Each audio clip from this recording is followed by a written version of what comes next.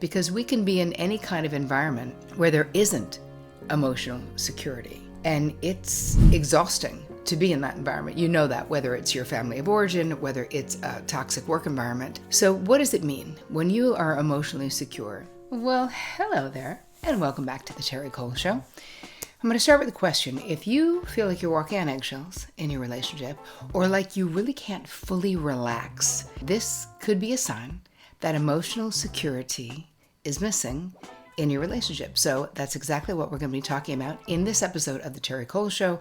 I'm going to be walking you through what is emotional security, why it matters, and how you can cultivate it in your own life. So before we get into it, I want to say, well, hello and welcome. If you happen to be new to this YouTube channel, I'm so happy that you're here. Make sure that you subscribe and hit the bell icon so that you get notified every time we roll out something new, which is every Tuesday and every Thursday. And since I create it for you, I wouldn't want you to miss it. Thank you so much for all your questions and your comments. You know that I read them all. And there is a guide that goes along with this episode. So just go to terricole.com/guide to grab a hold of that, because I wouldn't want you to miss it. All right, let's jump into today's episode. So this topic, when you think about emotional security, this is really the heart of healthy relationships, right? Think about it. Any healthy relationship where you can really be yourself, what is the foundation of that relationship? It's emotional security. And I would also add safety, but I think that it kind of means the same thing, right?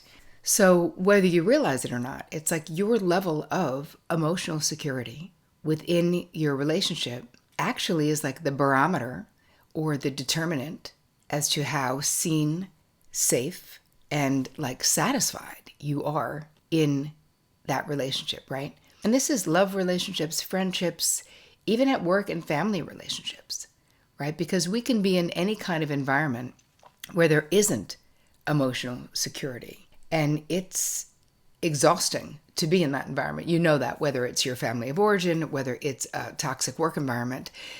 So what does it mean when you are emotionally secure? It means that you feel secure, or you know that you can express your needs, your feelings, right? Your boundaries without fear of rejection, without fear of abandonment, without being ridiculed or embarrassed or put down. And let's be clear about what I am saying and what I'm not saying, because it's not about never having conflict. Obviously, I'm a therapist, you guys. In healthy relationships, long-term relationships, of course there's going to be conflict sometimes. That's not what we're talking about. We're talking about knowing that that conflict that you may have does not have to mean the end of the relationship. And I feel like when there is a lack of emotional security in a relationship, there's so much fear of disagreeing or saying anything, because you feel like that disagreement or standing up for yourself could actually end the relationship, hence the lack of security. So when I was younger, I was in a relationship that did not have emotional security, because what was missing in that relationship, and I've written about this relationship before, but was that there was no trust. So without trust, there's no emotional security, and they kind of go hand in hand. And I had this, the beginning of the end, or actually the end of the end, because I knew that relationship should have ended a long time before I ended it, was I had gone away for a weekend with my girlfriends. And this was a relationship. I was living with this person. They were very insecure, and everything was a problem, right? So even while I was away, they were texting me and calling me all the time. It was like, you're away, but when you're in a codependent relationship, which is what that was, with a lack of emotional security, this person didn't trust that I was just away with my girlfriends. And so basically tortured me. And I remember we're coming back and kind of getting into a fight about it. And he was like, "You don't understand. I hate it when you go away with your friends." And I said, oh, I understand. But you can hate it and I can still do it.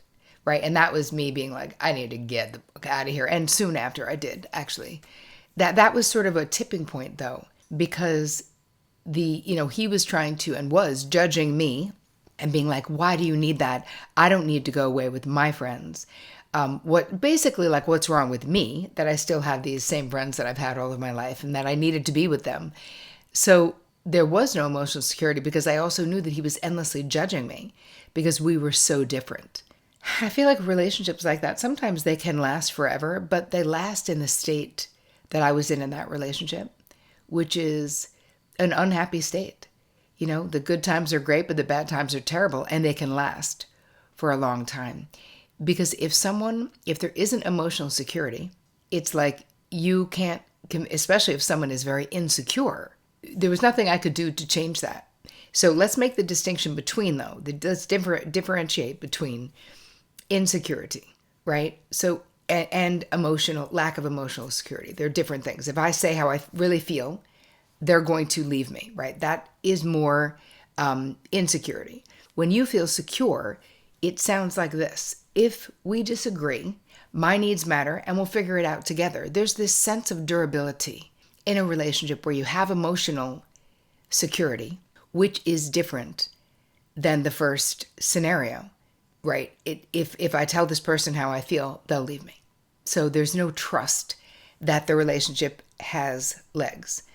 So if we bring this all, when we talk about secure attachment, this is what we're talking about. So what does that look like? When we have emotional security within a relationship, most of the time it starts with having emotional security. At least one person in that relationship has emotional security within themselves. So that person is more securely attached than the other person, which means that you know how to do love in this different way. You realize that there's ups and downs in relationships. You can have the hard conversation. It's natural. When you are securely attached, being in a relationship doesn't feel threatening. It feels natural. And I feel like when you have other more insecure attachments, being in a relationship can feel either smothering, or it can feel like you're constantly longing, like you're never really getting your needs met when you are insecurely attached. And listen, there are lots of things that I've done written quite extensively about this in all my books and all the other things. So it doesn't mean we can't become more securely attached, because you can. They call it, psychologically, it's called earned attachment, which means that we can, and I don't know why I don't like that phrase, so I never use it, because there's a worthiness vibe in that language that I don't love, but I do think the concept is true and accurate, which means that there are things that we can do in our own lives, to our relationship with ourselves, getting into therapy, handling childhood wounds, learning how to establish better boundaries, being a better, more effective communicator, that will absolutely give you more secure attachment. Like, you really can become more securely attached. And why I've always had my own problems, and a lot of people do, a lot of therapists, we're kind of on the fence about attachment stuff. A lot of people, because so many people will get really attached, not to be redundant, but to their attachment style. Like, they want it to answer all the questions that they have about relationships, but they can't, and they don't. So I think that why I like this earned attachment theory, this idea, is because I always come from this hopeful frame. And I know, because I've helped thousands of people do it at this point in almost 30 years as a therapist, that you absolutely can become more securely attached in relationships. And I know that it's true that you can also create more emotional security in your relationships. And the more securely attached you are, the easier that is going to be. Why does having emotional security matter? Because when you don't have it, let's talk a little bit about what is the cost. Not having it produces anxiety, which we don't love. You can self-abandon, which I did a lot in that relationship that I was referring to at the top of this episode. We get into people pleasing, so much management of people, because if we don't trust that we can be ourselves emotionally, right? We feel like we have to do other things to sort of earn our keep. When you have emotional security in the relationship, it makes the relationship more resilient, right? You both know, hey, sometimes it's going to suck, or sometimes you're going to get on my nerves. And that's not the end of the relationship, but it doesn't have to be.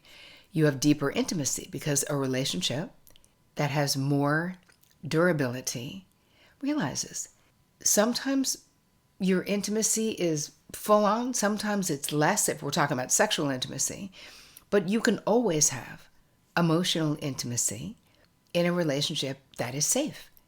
And that's really what we're talking about. Feeling secure emotionally is feeling safe.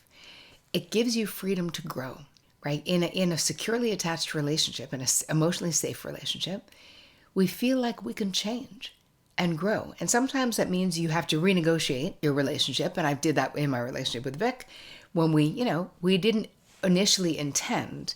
We were living in New Jersey for a bunch of years because that's where the kids were raised. And we never really, we bought a little lake house in upstate New York. But from the beginning, like our couple's vision, so to speak, wasn't to relocate from the tri-state area. And then as we started empty nesting more and more and loving having a lake house and being in nature all the time, and my family, my extended family is from upstate New York. I grew up in Jersey, but I spent summers and weekends and holidays in the country. So I really was a little bit country, a little bit rock and roll, not to quote the Osmonds for anyone who's old enough to know them, and most of you will not be. In the meantime, that required this renegotiation in my relationship where we both had to talk about, well, how do you feel about this? This was not our initial thing. But what happens in a securely attached or an emotionally safe and secure relationship is that you have the flexibility within the union to be spontaneous, to be flexible, to pivot together. Now, if one of us was like, no way, I don't want to do that. We didn't have that as an agreement. We would not be living up here for the last 20 something years, right? In the middle of the woods, which is where we live. We live in the middle of, on 3 acres with geese and hens and a dog, and it's lovely, but that wouldn't have been our lives. So anyway, my point is, when you have emotional security, there's freedom to grow separately and together, but there's this space also for creativity. Because when you are emotionally secure, you can tell each other your dreams. You can be silly. You can fail in front of your partner without feeling like they're going to hold it against you, right? It may not feel great. I don't love it, but I have no doubt that Vic is rooting for me, that he is never taking pleasure in my pain, right? Like when you have emotional security and safety, you really feel like you are on the same team, and there's emotionally corrective things that we can do. Let's say like therapy can be that. I had this client who was very successful, and I wrote about her in one of my books, very successful magazine editor, young, but super ambitious. But she had absolutely no emotional security at home. It was all about her performance. Love only came when you got straight A's. There was a cultural aspect of this as well. And over the years that we worked together, I could see this shift in her where her nervous system completely changed being in treatment with me. Because, what happens you become, a lot of times as a therapist, you metaphorically or symbolically become the good parent that your clients might not have had. But the difference was that in her having this real life experience with me, holding her in high esteem, not being mad if she made a mistake or came in late or whatever it was, just me being a securely attached person meant I have the ability to show up consistently in the same way, holding her in high esteem no matter what she did, right? This is what can sort of heal. You start to feel what it feels like to be in an emotionally secure relationship, even with your therapist. And that changes something else. So then she was able to take that out into the world, and she really stopped hustling for love, because she really was in a good relationship, but it was like she couldn't see it because she was so stuck in this pattern of I have to do all these things for my partner in order to be loved, even though the partner was like, you really don't. And ultimately, there was this healing and really a reparenting process that we went through together. And she went from feeling like she had to be utilitarian and add value all the time. So really, she went from hustling to really allowing herself to be seen and loved and to be human. And this is a universal need, you guys. This is not a luxury. We all need it, right? We all need to be able to relax. So what is it that you can do for yourself? If you want to have more emotional security, you can show up for yourself, right? Do what you say you're going to do for yourself. Get really committed to keeping your word to other people, right? Being predictable.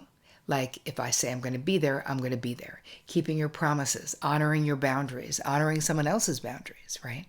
Then the second piece of this is an attunement piece where we're attuning to our own emotions, right? So you're really going to be dropping in to how you feel rather than dismissing it, rather than saying, I'm fine, rather than minimizing it, saying it's not a big deal, right? We're really going to be attuning, right? Because the responsiveness, we have consistency, but the second sort of pillar of this is responsiveness. And let's say in your relationship, if your partner notices that you're upset and says, do you want to talk? Instead of you ignoring or saying it's not a big deal, you taking them up on the offer or you doing it for them. But again, responsiveness, right? Seeing something that might be a problem, whether it's for you or your partner, and then actually responding appropriately. And the last little pillar of this healing that we can do for ourselves is respect, right? It's allowing space for individuality while staying connected. So this means I need to, in my own marriage, what it means to me is that what Vic wants for himself, I also want for him. And, long ago in 2011, I think it was, when he was first going to be embedded in a war zone to draw. He's a war artist as well as many other things. He's incredibly talented if you don't know him. I'll drop his Instagram handle in the show notes. He's really unbelievable. But anyway, he was basically not going to go on that first embedment with this medevac unit in Afghanistan. And when I asked why, he was like, well, he felt like it was selfish for him to leave me here in the woods by myself for 4 weeks or whatever it was going to be. And I said, do you want to go? And he said, oh, yeah, it's without a doubt a lifelong dream. And I was like, then why are you using me as a reason not to go? Let's talk about it. I'm okay. You know me. I'll go to my friends. I'll go to my sister. I will not stay here for 4 weeks by myself. I've got a million people to visit. But here's the thing. I didn't want to be the excuse. Now, was I scared? Of course. Did I want him to go into it was literally on the front lines of an active war. No, hell no. I did not want him to. But what do I own him? I don't. I'm just lucky enough to be co-partnering with him in this lifetime. So anyway, I give that example because this is creating space for individuality while staying connected. If I were just thinking of me, I would have been like, don't go anywhere near an active war zone, babe, And again, that's being supportive of that. And another way of having respect is being able to agree to disagree on certain things. I know that there are certain things that'll be deal breakers, and that's fine.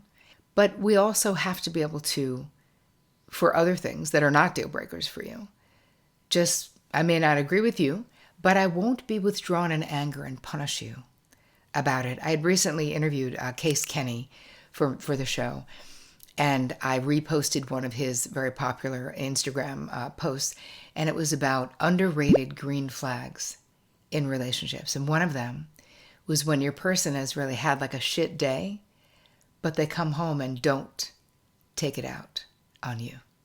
And you're like, wow, that is an underrated green flag, So the way that I'm looking at it, I'm going to wrap this up by saying, listen, we cannot control, right, whether others sort of give us emotional security or not, but we can build it internally by respecting our own feelings, right, by responding to our own needs, by staying consistent with ourselves. And when we do that, there also is a tendency for us to attract more emotionally secure people. So I've given you a bunch of questions, some things, practical tools and tips that you guys can do. There's some self-inquiry, there's some practice scripts.